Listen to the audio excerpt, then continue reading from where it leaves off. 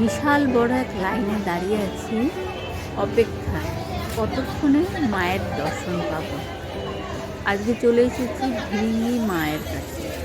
ভিরিঙ্গি মা খুব জাগ্রত মা, মানে দুর্গাপুরের ভিরিঙ্গি কালী, শ্মশান কালী ভিরিঙ্গি মা। ভিড় খুবই জাগ্রত। কালকে পুজো হয়েছে, কালকে আসতে পারিনি। আজকেও অমাবস্যা আছে সকালবেলা, তো সকাল সকাল ঘরের সমস্ত কিছু কাজকর্ম সেরে নিয়ে চলে এসেছি আমরা, পাড়ার কয়েকটা বউ আর এক টোটোতে যা ধরেছে আর 7-8 জন আমরা চলে এসেছি। টোটো ভাড়া করে চলে এসেছি এখানে পূজা দিতে। লাইনে দাঁড়িয়ে আছি, বিশাল লাইন। আমি লাইনে মোটামুটি মাথা পর্যন্ত চলে যাচ্ছি। আমার খুব ইচ্ছা যে মা অনেক গয়না পরে, গয়নাটা দেখা যাচ্ছে, দেখি কত গয়না পরে মেয়েদের। ভিরিঙ্গি মা এই আজকে কালী পুজো, এই কালী পুজোটাতে গয়না পরবে, একটা থাকবে সোনার গয়না, সমস্ত কিছু সোনার। বিশাল এক মুকুট পরে, প্রচুর গয়না পরে, কত কিলো জানি না, তো আমার আইডিয়া নেই। তো গয়না পরে সেটাই দেখার জন্য আজকে এসেছি। আর পূজাও দেওয়া হলো আর কি, নতুন ঠাকুরকে পূজা দেবো, তার জন্য লাইনে দাঁড়িয়ে আছি। আর ঝাড়বাতিটা সুন্দর লাগছে না?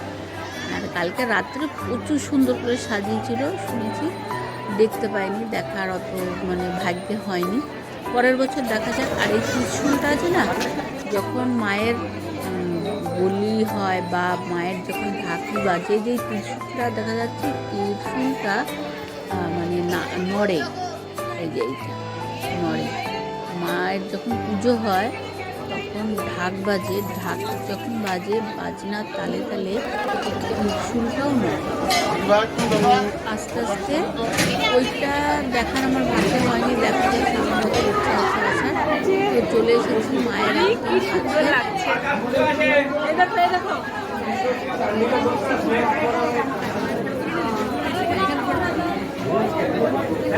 দারুণ লাগছে।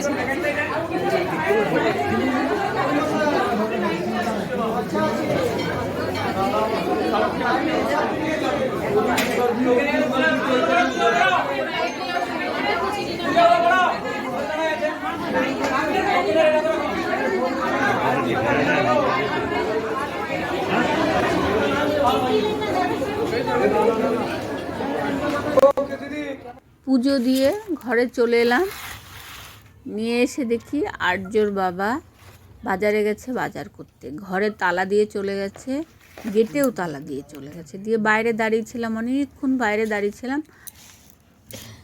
মনে হচ্ছে লাউ না, কি বড় বড় না বেগুনগুলো, বিশাল বড় বড়। এগুলো হচ্ছে তাল বেগুন বলে।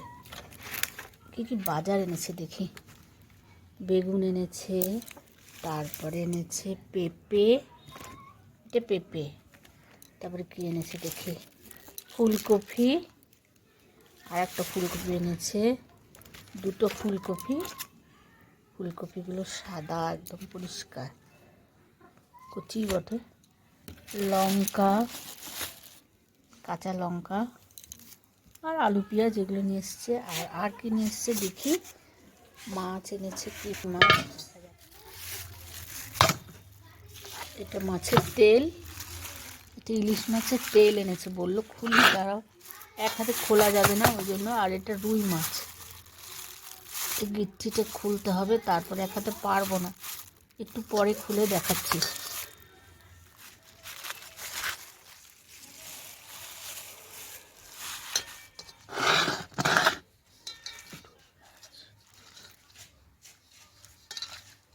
এটা মাছের তেল,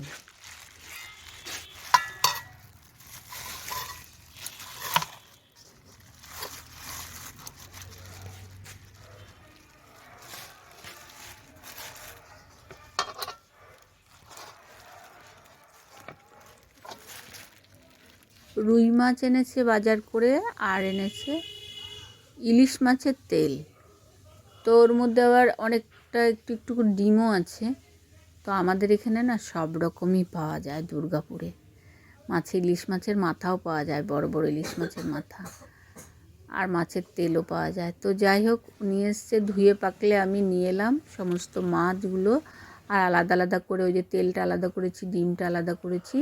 এবার আর্য আবার ডিম মানে ইলিশ মাছে কোনো কিছুই খায় না, তো ওর জন্য রুই মাছ হবে আর আমাদের জন্য দু রকমই হবে। কি এখনও কী যে রান্না করব কি না করব ওটা এখনও ঠিক করিনি, কারণ আমরা তো অনেক তো বেলা হয়ে গেছে, প্রায় 1টা বাজে।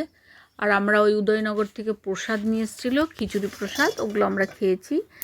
ওই জন্য আর কি এখন আপাতত খিদে পাইনি, তো ওর জন্য রান্না করি। এবারে যতক্ষণে খিদে পাবে, খিচুড়ি খেয়েছি, খিদে পেতে একটু দেরিও হবে আমার, তা তো করতে করতে আমার রান্নাও হয়ে যাবে। তো আমি এদিকে উনানটা তো ধরিয়ে দিলাম, উনানটা ধরে গেল। আর একটা বস্তা পেতে নিলাম, বস্তার উপরে বসতে সুবিধা হবে। আর হাতা খুন্তি রাখা হয়, কখনো এটা ওটা রাখা হয়, গামলা টামলা। মাটিতে বসিয়ে দিলে, মাটিতে নামালে কিচকিচ করে তলাটা, আর কিছুর উপরে বসালে সেটা কিচকিচ করবে না। ওর জন্য আমি একটা বস্তা কেচে রেখেছিলাম, বস্তাটা পেতে দিলাম। আর দিলাম সর্ষের তেল, দিয়ে পরে এবারে নুন হলুদ দিয়ে মাখিয়ে নিব ওই মাছগুলো দিয়ে। পরে আর কি দিয়ে যে কি রান্না করব এখনও ঠিক করিনি, মানে আর উনান ধরে গেলে টাইম থাকে না, এত তাড়াতাড়ি করতে হয় না, পুড়ে যায়, কড়াই পুড়ে যায়। এই যে এত তাড়াতাড়ি করছি, দেখো পায়ের চটিটা আমি খুলে নিলাম, কিন্তু আমি হাত ধুয়ে এসেছি। হাত ধুয়ে তারপরে আবার বসিয়ে দিলাম কড়াইয়ে, সর্ষের তেল দিয়ে দিলাম, দিয়ে পরে এবারে মাছগুলো ভেজে নেব।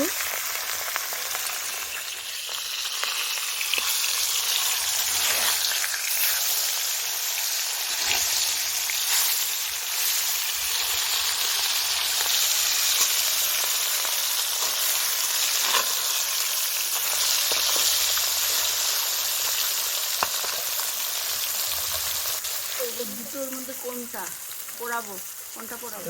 কেটে দেখো যেটা ভালো হবে সেটাই করো। হ্যাঁ, তাই কাটো।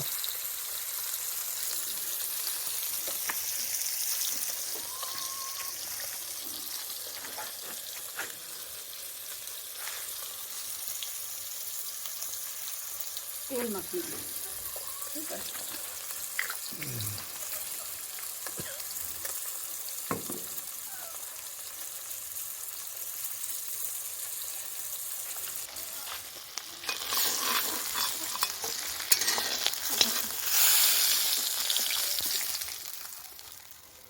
দুটো বেগুন এনেছে, বড় বড় দুটো বেগুন, দুটো বেগুনে 1 কেজিরও বেশি ওজন হয়েছে।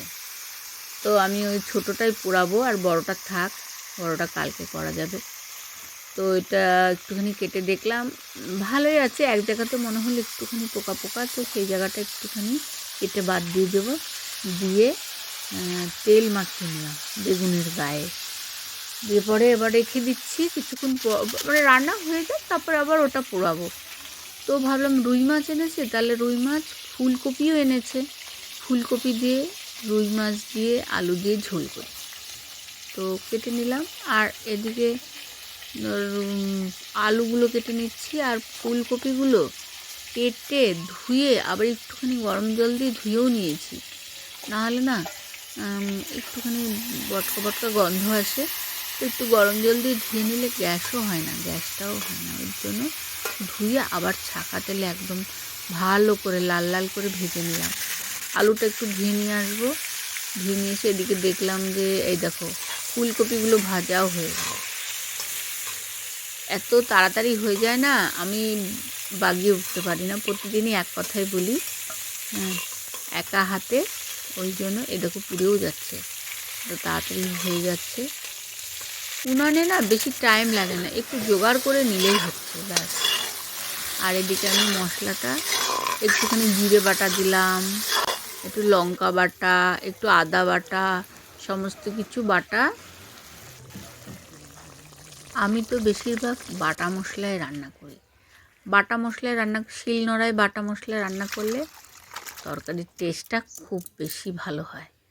মাছের ঝোল আমার দেখতে দেখতে, কথা বলতে বলতে, ফুলকপি দিয়ে, রুই মাছ দিয়ে, আলু দিয়ে মাছের ঝোলটা আমার হয়ে গেল। আজকে আমার ধনেপাতা নেই, এর মধ্যে একটু ধনেপাতা দিলে আরও বেশি টেস্ট হয়। তো এদিকে আমি এই দেখো মাছের তেলটা ভেজে নিচ্ছি, ইলিশ মাছের তেলটা একটু ভেজে নেব। আর এদিকে বেগুনটা হয়েও গেল, দেখলে দেখতে দেখতে আমার ভাজাটাও চাপাতে না চাপাতে আমার হয়ে যাচ্ছে। তো এবার বেগুনটায় আমি তেল টেল মাখিয়ে রেখে দিয়েছি, আর একটু কেটে বাদ দিয়ে দিলাম, এক জায়গাটা একটুখানি পোকা ছিল। আর কিন্তু নরম তুলতুল একদম, ভেতরটা একদম মানে বীজ হয়নি, ভালো কচি আছে আর নরমও আছে, কিন্তু এক জায়গাতে একটু পোকা ছিল। আমি আবার কাটতে গিয়ে অনেকটা কেটে গেল। তো নিয়ে নিলাম একটুখানি কুচি করে তোমার পেঁয়াজ আর লঙ্কা কুচি করলাম। তো আমরা লঙ্কা দেবার আগে আর্যর জন্য একটু তুলে রাখবো। আর এই বেগুন পোড়াটা না যদি তুমি উনানে পোড়াও, দেখবে খুব সুন্দর একটা ফ্লেভার আসে, খুব সুন্দর।